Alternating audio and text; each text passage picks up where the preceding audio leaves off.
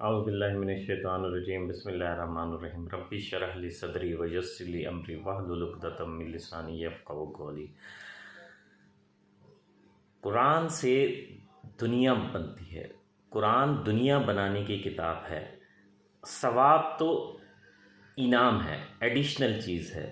अल्लाह ताला ने सवाब और गुनाह का सिलसिला सिर्फ़ इसलिए बनाया है कि इस लालच में इंसान दुनिया अपनी कामयाब कर ले। दुनिया आखिरत की खेती है, यानी जो शख्स कामयाब दुनिया गुजार के जाएगा, वमा खलक़तुल जिन्ना व इंसा इल्ला लियअबुदून, हमने तमाम जिन्नों और इंसानों को अपनी इबादत के लिए पैदा किया। नॉर्मली इबादत इस चीज़ को समझा जाता है कि नमाज रोज़ा हज ज़कात कर लें, ये इबादत है। इबादत हर वो चीज़ है। इबादत लफ्ज़ निकला है अब्द से। अब्द का मतलब है बंदगी करना। बंदगी का मतलब है गुलामी, यानी नौकरी करना, गुलामी करना। जैसे आका हुक्म दे, जिस चीज़ का जैसे हुक्म दे वैसे आपने उसको करना है। अल्लाह ताला कुरान पाक में फरमाता है, लैसल बिर्रा अन तवल्लु वजहुकुम क़िबलल मशरिक़ वल मग़रिब। नेकी ये नहीं है कि तुम मशरिक़ की तरफ मुँह कर लो या मग़रिब की तरफ मुँह कर लो।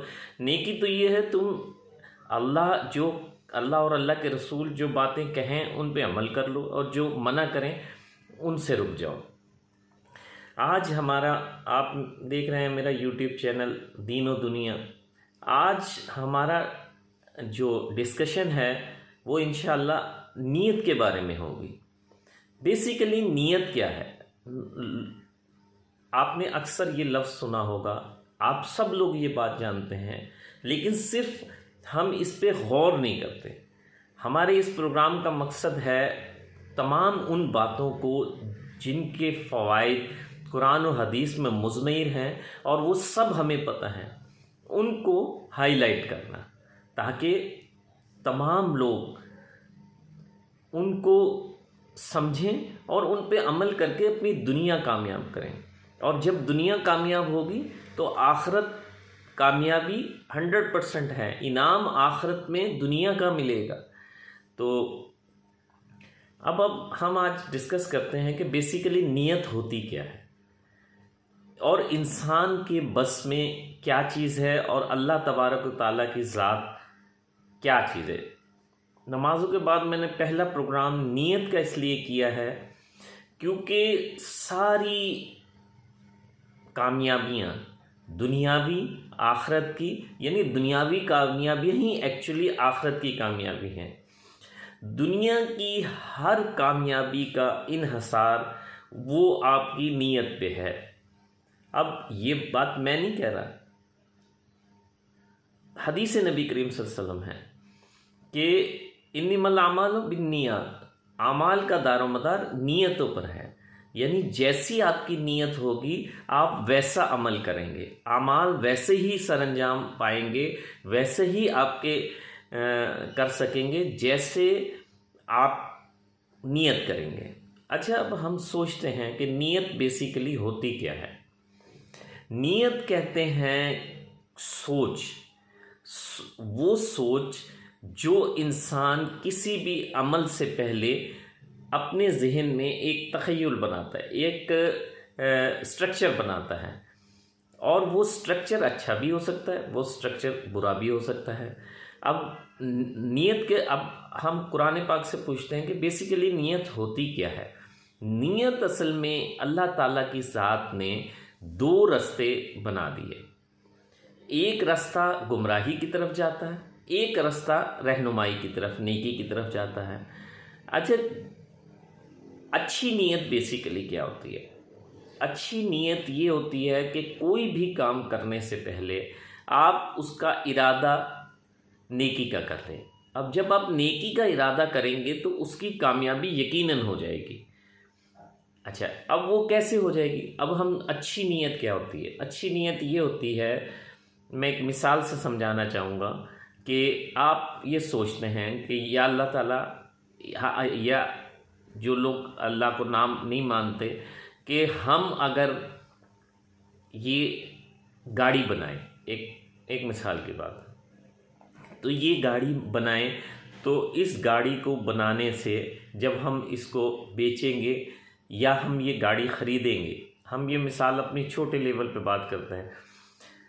हम गाड़ी ख़रीदते हैं, एक मिसाल की बात है, और गाड़ी ख़रीदते हुए हम ये सोचते हैं कि यार इस गाड़ी से अगर किसी मैं सबसे पहले तो अपने माँ बाप, बहन भाई, उस असातिज़ा, हम दोस्तों, अज़ीज़ों, मोहल्लेदारों, रिश्तेदारों, उनको अगर कभी ज़रूरत पड़ेगी मैं अपनी ज़रूरतें पूरी करूँगा। अगर इससे ज़्यादा अगर मेरे किसी रिश्तेदार, अज़ीज़, अकारब, दोस्त यार को अगर ज़रूरत पड़ी तो मैं उसको, कभी कोई बीमार हो गया, कभी किसी की शादी हो गई, कोई तकरीब हो गई, तो मैं इस गाड़ी में उसे फैसिलिटेट करूँगा। तो ये है आपकी अच्छी नीयत। और बुरी नीयत क्या है कि अगर मेरे पास गाड़ी आ जाए तो मैं पड़ोसी के पास से स्क्रैच मार के गुजरूँगा। मैं अपने भाई को जाके कहूँगा कि यार देख, तू तो, मैं कितना कामयाब आदमी हूँ, मैंने गाड़ी ख़रीद ली, तू तो बड़ा नाकाम आदमी है, तू तो साइकिल नहीं ख़रीद सका। ये है बुरी नीयत। जब आप अच्छी नीयत करते हैं तो अल्लाह तबारक व तआला की ज़ात आपकी मददें करना शुरू कर देती है।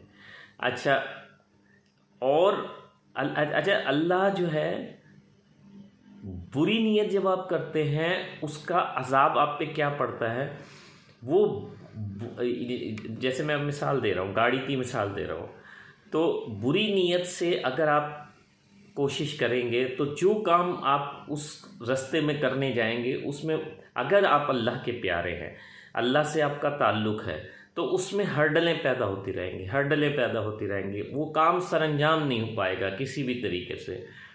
अगर आप अल्लाह से आपने ताल्लुक़ तोड़ दिया है, कुरान में अल्लाह फरमाता है, अगर आप उस लेवल पे पहुंच गए हैं कि अल्लाह ने समातों पे, बसारतों पे और पर्दे डाल देता है और उनके लिए अज़ाब अज़ीम है, तो फिर जब आप बुरी नीयत से किसी चीज़ के हसूल के लिए जाएंगे तो उसमें अगर आपके पर्दे नहीं डले हुए, आपके ऊपर मोहर नहीं लग गई, तो जब आप बुरी नीयत से कोई चीज़ के हसूल के लिए जाएंगे तो उसमें मुसीबतें, मसाइल, मुश्किलें आना शुरू हो जाएंगी और वो काम सरअंजाम नहीं हो पाएगा।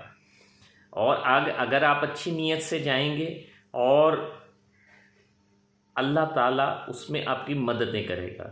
उसमें कैसे? अच्छा, इससे क्या हो रहा है, मैं आपको बार बार एक चीज़ बताता हूँ कि गुनाह हर वो चीज़ है जिससे इंसानियत का नुकसान है, और सवाब हर वो चीज़ है जिससे इंसानियत का फ़ायदा है। आप ये पैमाना ज़िंदगी में अपने साथ रख लें कि किसी भी चीज़ को आपने अगर इन्वेस्टिगेट करना है कि ये गुनाह है या सवाब है, तो आप उसका देखें कि वो इंसानियत के लिए कितनी फ़ायदेमंद है और इंसानियत के लिए कितनी नुकसानदेह है। अगर वो नुकसानदेह है तो वो बुरी चीज़ है, गुनाह है। अगर वो फ़ायदेमंद है तो वो सवाब है। कोई चीज़, कोई, अब इसका अच्छी नीयत का आप पे असर क्या होगा? आपका अच्छी नीयत का आपका असर ये होगा, अब दुनियावी इसका फ़ायदा क्या हो रहा है, आप सोच रहे हैं कि आप जितने लोगों के लिए फ़ायदेमंद होते जाएंगे उतने लोग आपके लिए फ़ायदेमंद होते जाएंगे।